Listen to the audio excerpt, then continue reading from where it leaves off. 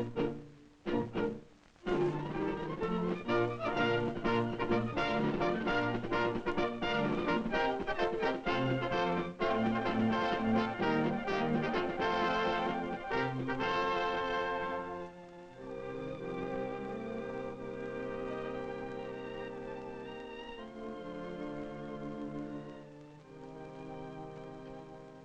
know, they say it takes all sorts of people to make up a world.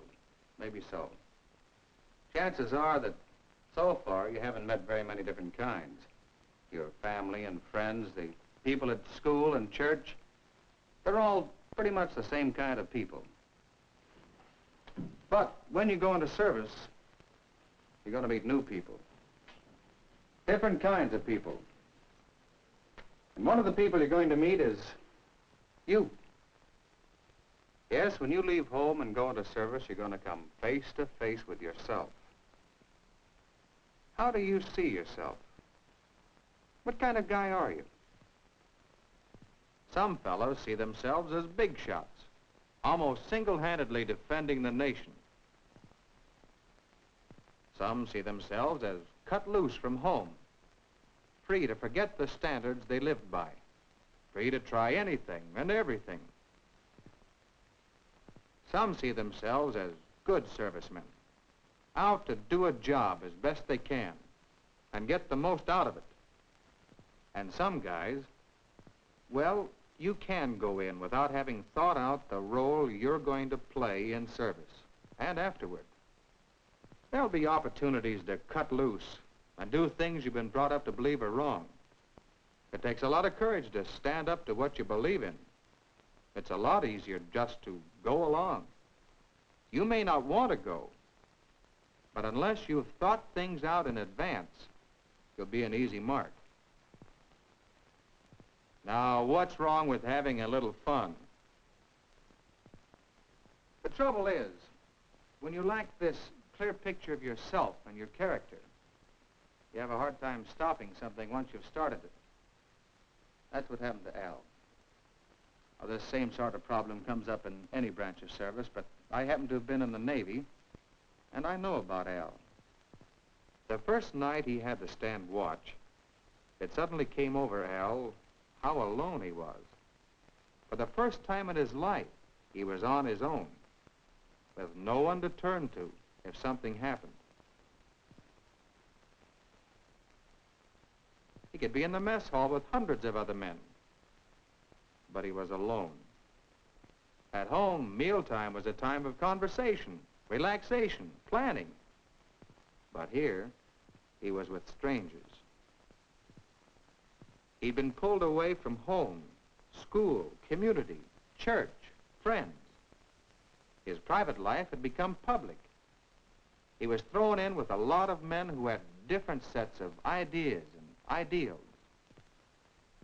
Back home, there were things you did and things you didn't do.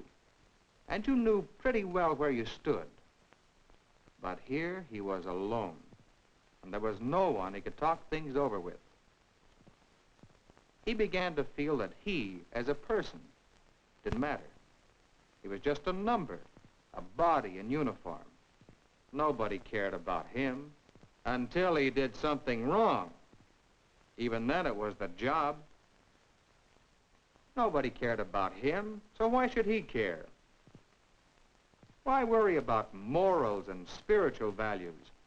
Why not go with a couple of guys who claim to have the answer? The first time didn't seem so bad. But the second, third, fourth time, he'd started something he couldn't stop.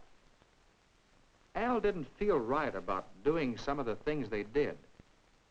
It wasn't a matter of approving or disapproving their actions. It was just that he didn't want to go along.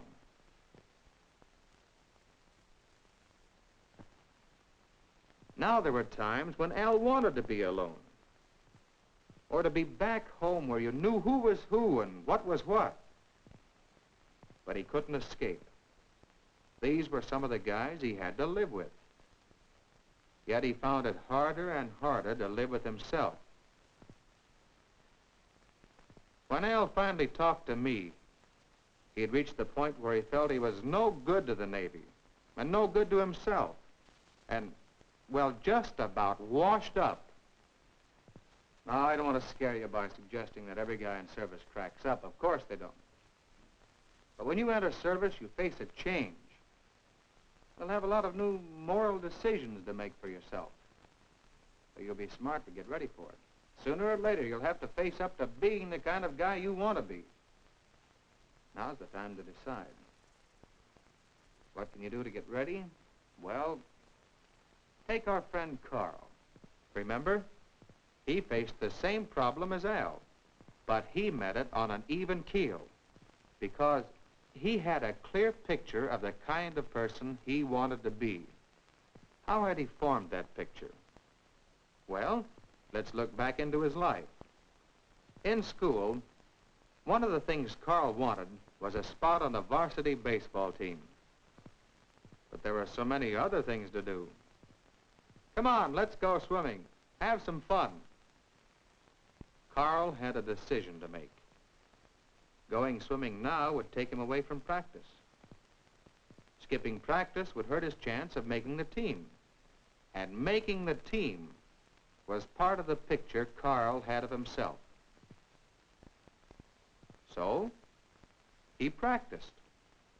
Carl made his decision by applying what we call the test of common sense. If you have ability to do something worthwhile, isn't it common sense to live up to the best that's in you? Your own home is another place to practice living up to your picture of yourself. Midnight was when Carl agreed to be in. He knew the folks were going out. He could have stayed out later. But there's another test, the test of sportsmanship. How would you like it if someone went back on his word to you? We often call this the golden rule. Your community offers many opportunities for you to develop good moral habits, or the other kind. When you have decisions to make, think about that person you want to be. Try the test of publicity. If you went in, would you want it known to your family and other people you really care about? Your church is there to show you the way, to teach you the basic moral and spiritual values that men live by. Again, the decision is up to you. Do you want to go the way the church teaches, or some other way?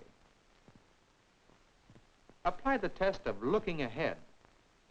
Look ahead, because when you choose the start of a road, you also choose the end. With any moral decision you have to make, finally, there's you, yourself. Whether your action is discovered or not, one thing is sure. You'll have to live with what you do. To cheat or not to cheat, apply the test of self-respect. Would you be able to face yourself? Would you have a guilty conscience? Would this action jibe with that picture of the kind of person you want to be? Yes, school, home, community, church, all offer opportunities for you to practice facing the moral decisions you'll have to meet in service. And there are things you can do after you're in service, as Al discovered. First of all, find other men who believe as you do. There are plenty of them. Let them help you stay true to yourself. Of course, you're going to have to live with all sorts of people and get along with them. But you don't have to be like them. You'll find other resources, too. Men in the recreation office can help you find activities and companions of the sort you're looking for. The librarian can guide you to books and magazines that may answer questions that are bothering you. Writing to your folks and friends helps you feel that you're still with them and remember that you'll be going back to them. The Red Cross is near at hand, making a full-time business of helping with the problems that come up when a man's away from home. Some men may scoff at taking your troubles to the chaplain. Let them. You go your way.